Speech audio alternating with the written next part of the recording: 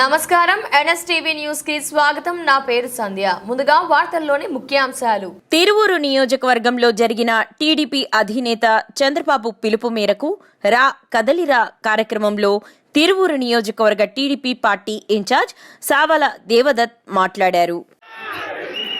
భారత రాజ్యాంగం వర్ధిల్లాలి, వర్ధిల్లాలి భారత రాజ్యాంగం. జోహార్ బిఆర్ అంబేద్కర్, జై భీమ్. భారత రాజ్యాంగాన్ని పరిరక్షించుకోవాల్సిన బాధ్యత మనందరి మీద ఉంది. అందరికీ నమస్కారం.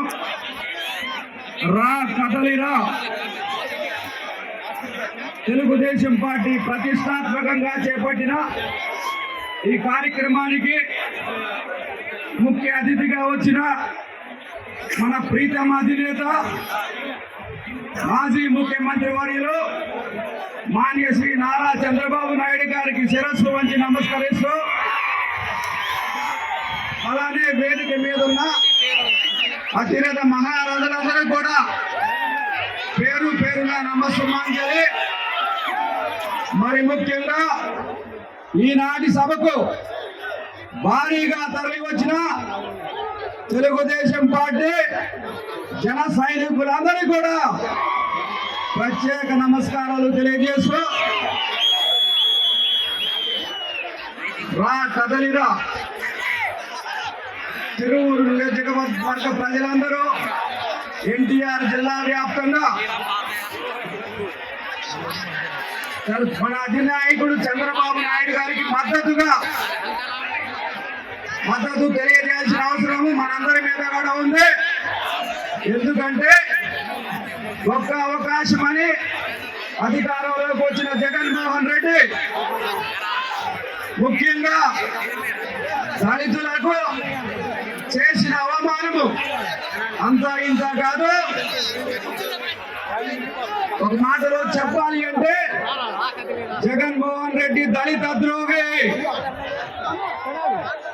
జగన్మోహన్ రెడ్డి దళిత ద్రోహి అని చెప్పడానికి చాలా కారణాలు ఉన్నాయి.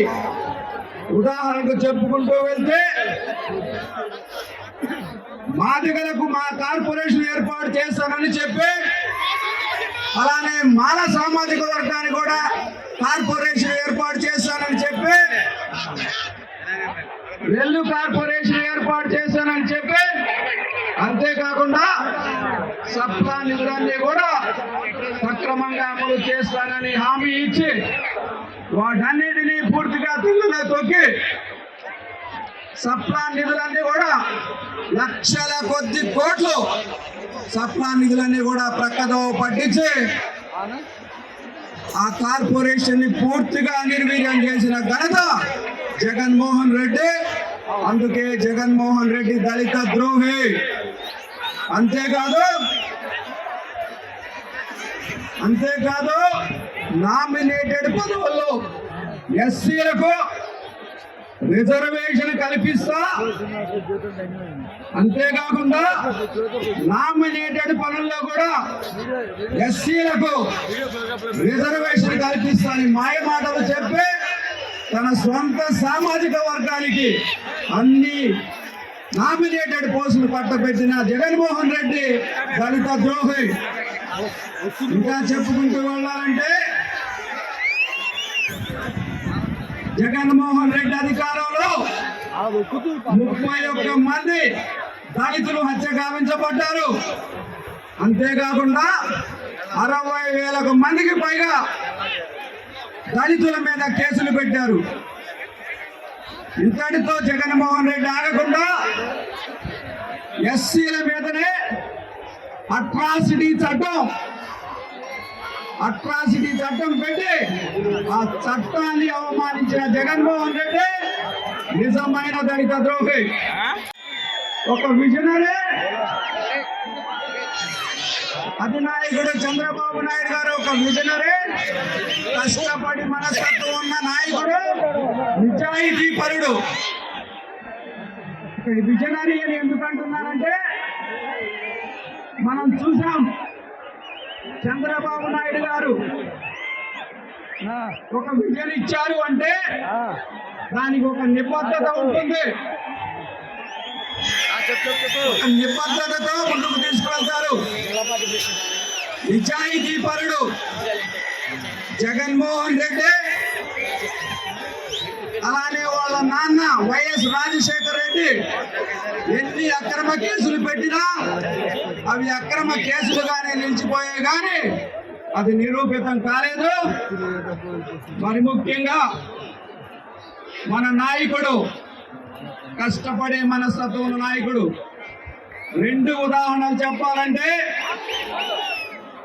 రోజుకి 18 గంటలు ఈ ఆంధ్రప్రదేశ్ రాష్ట్ర అభివృద్ధి కోసం, సంక్షేమం కోసం 18 గంటలకు పైగా రోజుకి పనిచేసే సమర్థత ఉన్న నాయకుడు. అంతేకాదు